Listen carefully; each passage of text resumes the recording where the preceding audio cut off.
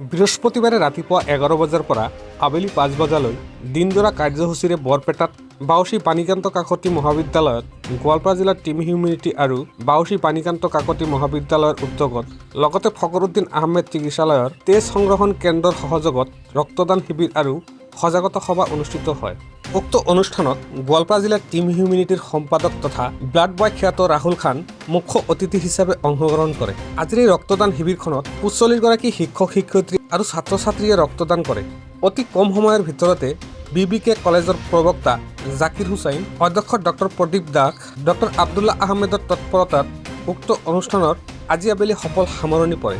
আজিৰ কাৰ্যসূচীত বৰপেটা বাউসী পানীকান্ত কাকতি মহাবিদ্যালয়ৰ ছাত্ৰ একতা সভাৰ সদস্যসকলে যথেষ্ট পৰিমাণে সহযোগিতা কৰাত মহাবিদ্যালয়ৰ ছাত্ৰ ছাত্ৰীৰ লগতে প্ৰতিগৰাকী শিক্ষাগুৰুলৈ গোৱালপাৰা জিলাৰ টিম হিউমেনিটিৰ সম্পাদক তথা ব্লাড বয় ৰাহুল খানে ধন্যবাদ জ্ঞাপন কৰা পৰিলক্ষিত হয়। মই captain Zakir Hussain, 1 battalion NCC army BBK college ইউনিটৰ মই এনো। মই আজি তাৰিখত ব্লাড ডনেশ্যন কেম্প এটা পাতিছোঁ।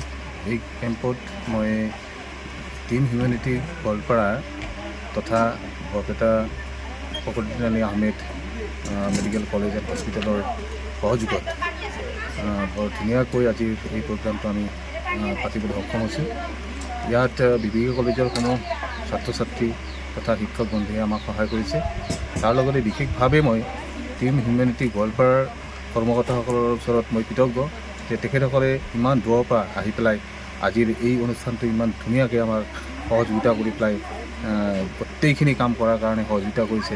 তাৰ কাৰণে মই বিশেষভাৱে টিম হিউমেনিটিৰ সমূহ সদস্যৰ ওচৰত কৃতজ্ঞ। আজি আমি গোটেই কামখিনিত ছাকচেছ হোৱা বুলি ধৰি লৈছোঁ, কাৰণ আমি 45 ইউনিট ব্লাড দিয়াৰ কাৰণে সক্ষম হৈছোঁ।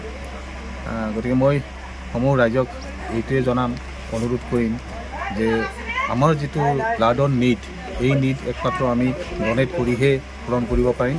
গতিকে আহক ৰাইজ, আমি আগবাঢ়ি যাওঁ আৰু টিম হিউমেনিটি যিদৰে মানুহক সহায় সহযোগিতা কৰি পেলাই সদায় মানুহৰ লগত আছে, ঠিক তেনেকুৱা এটা মনোভাৱ লৈ যাতে আমি আগবাঢ়ি যাই মানুহক কমচে কম ব্লাড দি পেলাই সহায় কৰিব পাৰোঁ, তাৰ কাৰণে আমি আগবাঢ়ি যাওঁ।